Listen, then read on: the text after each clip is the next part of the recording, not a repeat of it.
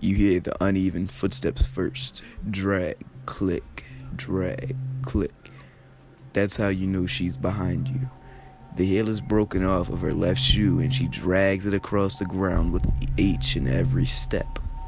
A sharp contrast to the steady click of her still intact pump.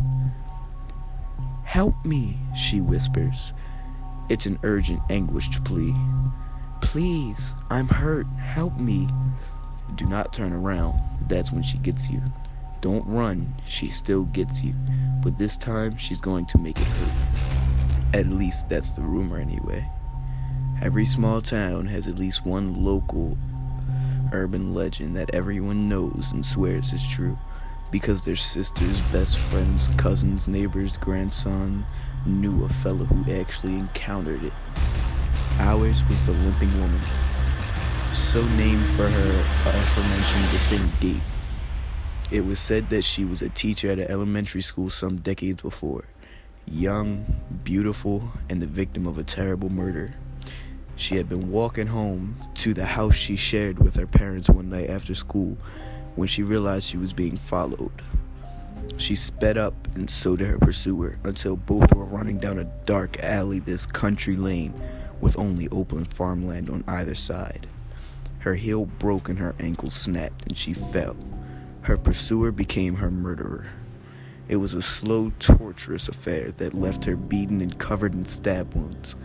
And when the killer was done, he just left her to bleed out beside the road. She wasn't found until the next morning, and by then, all anyone could do was search for the person responsible. While some believe the man caught and dealt with it not long after, others think he or she is still alive, and the Limping Woman, as the victim came to be known, won't rest until her killer is caught. I was always skeptical, at best, of the story.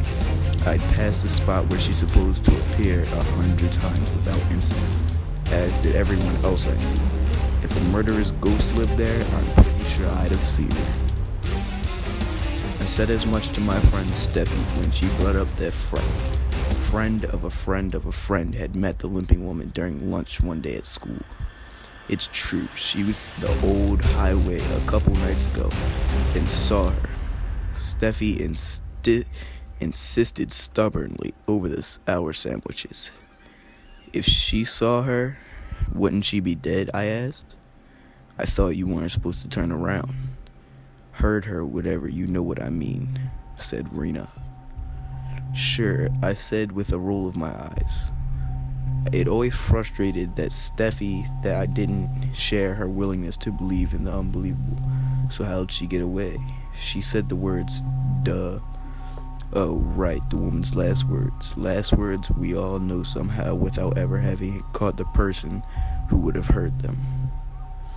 We know them because the real killer was never caught. He told people who told other people, and we all just magically knew to use them to ward off being killed.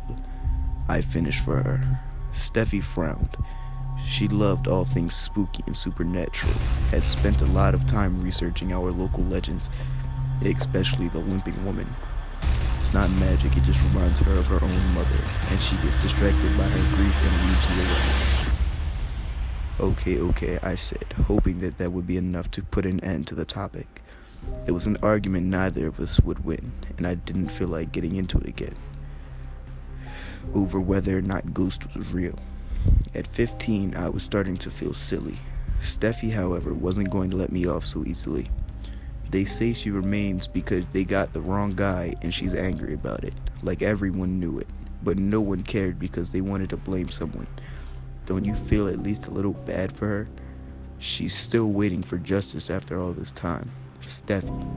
She only goes after people who won't believe in her, you know?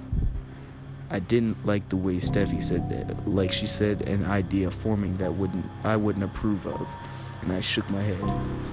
Whatever, it is no. We could go out there, out to the spot she haunts. No, don't be dumb, I said. You don't believe me anyway, so what's the big deal? I've walked past there a lot, okay? Nothing's ever happened. Have you gone after dark? Steffi started to smile. No, but so what? That's when she's acting. Going on a date doesn't count. This is dumb, I said again. We'll go tonight. Every argument I had was met with questions of whether I was too far afraid and Steffi mocking me or being chicken. She kept it up for the rest of lunch through our shared science class, and then passed me notes in the halls between classes after that. By the time the final bell rang, she had worn me down. But not because I believe there is a ghost lady. I made sure she knew. I'm just going to shut you up, I said. The sun set just after that evening. At 7, we met up on our bikes in front of my neighborhood. Her parents thought she was doing a project at mine. Mine thought I was at hers. And we had 2 hours to ride out to the farm where the limping lady was said to haunt and get back before they started trading phone calls. We pedaled hard and fast, leaving behind the glow from windows and street lamps until darkness swallowed up the world around us. With only moonlight to guide us, we wove our way across town and passed into the outskirts, where the insects were louder, the stars brighter, and the safety that came from feeling like you were surrounded by other people fell away. It was hard not to feel entirely exposed out on that old road, where the flat fields rolled off into the distance on either side. There was the occasional barn or farmhouse set a ways off and down long, dusty drives, but otherwise, it really was just us and our bikes and the night. Up ahead, Steffi said from behind me, "See the cross? That's the marker for her." We skid to a stop a few yards away from it and exchanged a glance, almost lost in the shadows. "Scared?" she asked, breathless with excitement. "No," I said. It was the honest enough answer. I was nervous, sure, but wouldn't be when you're outside after dark. But who wouldn't be when you're outside after dark? Remember, if you turn around, she gets you. If you try to run, she makes it worse. Just stand still when she's close by and say the words. Steffi spoke so seriously that I had a stiff giggle. It was ridiculous. I kept trying to tell that to all the butterflies stirring in my stomach, but it didn't go too much good. We climbed off our bikes and set them on their kickstand. Steffi groped about for my hand and entwined her fingers with mine. She was shaking. "Ready? Let's just get it over with," I replied. We walked up to the cross was placed in front. Steffi squeezed my hand and took in a slow, shuddering breath. Her fear was starting to have an effect on me, quickening my heart, but I squared my shoulders and clenched my jaw and took a step forward. We crept along the side of the road, careful to keep our eyes pointed straight ahead. Steffi kept reminding me in a trembling whisper that looking anywhere else could lead to trouble. A minute or two passed. It couldn't have been longer, feeling like it, and nothing seemed to happen. My fear began to rise, replaced by an admittedly relieved giddiness that I had been right, and I almost turned to Steffi and say, "I told you so," and then I realized how quiet it was. All the insects had been singing loudly when we arrived, had gone silent. There were no distant calls from night birds, no breeze passing over us, nothing, just the sound of our own breathing. To my surprise, Steffi sighed, disappointed. I wondered if she realized how quiet everything had become. How could she not feel how claustrophobic it had become out in that open road? The dark and silence. I wanted to ask her, but the question was like a knot in my throat, and I couldn't untangle it. Behind us, grass rustled, followed by the crunch of loose gravel underfoot, like someone was pulling themselves slowly out of the dirt field.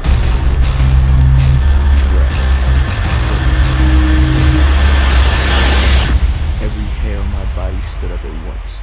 Rena, I hadn't realized that my grip on Steffi's hand had tightened so much. I could feel her eyes on me, but I couldn't bring myself to look at her. From somewhere over my shoulder, a woman started to sob softly. "Help me," she cried plaintively. "Rena," Steffi said again. She's coming," I managed to whisper. Instead of being scared, Steffi snorted. "Real funny, I get it, okay? The limping woman is just made up. I'm convinced now you don't have to rub it in."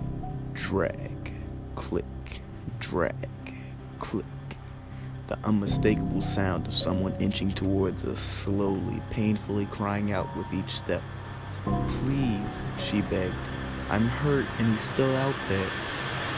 "Steffi," I hissed, tears burning in my eyes. "She's coming."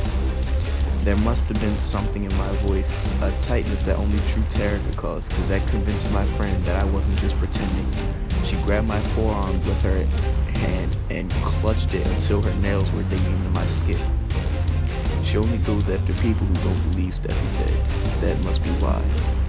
"What do?" I begged, my mind white and blank. My entire body was screaming to run, to get away from that thing that was getting closer and closer.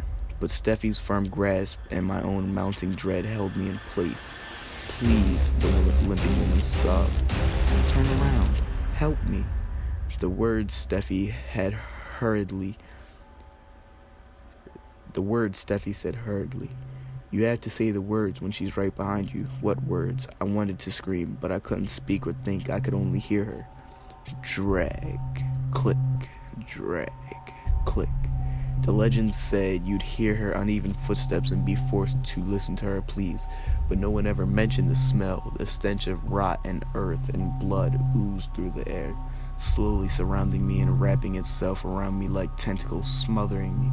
I gagged and pressed my free hand over my mouth and shook my head violently, trying to clear it, trying to make sense of things. Steffi was jerking on my arm and saying something to me over and over again, but I could barely hear her over the limping woman's cries. The smell was getting so strong, making my stomach pitch and heave until I thought I'd be sick. I leaned heavily on Steffi and she pulled me in close so that her lips were beside my ear. Through the veil of panic and nausea, I heard her scream, "Say the words." Drag, click, drag, click. The limping woman was so close behind us now that I could feel the chill radiating off her. The words, I thought. I had to say the words. It just reminds me of her own mother, and she gets distracted by her grief and leaves you alone. I heard Steffi's voice from the previous day echo in my head. Her mother, the words remind me of her mother, the limping woman's last words. Please, Bill rose in the back of my throat. My mother's waiting for me. The footsteps stopped and were replaced with a high-pitched, heart-wrenching keen. From somewhere off in the night, a dog started to howl. Insects began to sing. Again, the wind whistled across the field, sounds of normalcy of life. The limping woman continued to screech while I found my legs again, and Steffi in the tow tore back to the bites. I never once looked up from the ground. The only thing I saw as we darted by was a pair of feet in torn stockings and pumps, the heel of one which was missing. We didn't stop riding until we made it back to my lawn, and when we got there, I raced to the bushes on the side of the house and vomited. Steffi claimed she didn't hear or see anything at night, but she still believes that I did. She believes that I encountered the limping woman. I tried to come up with some kind of rationalization for it, like power of suggestion or something. But when I think back to those footsteps and those sobs and that final scream, I know that there was only one explanation. And now I too believe in the limping woman.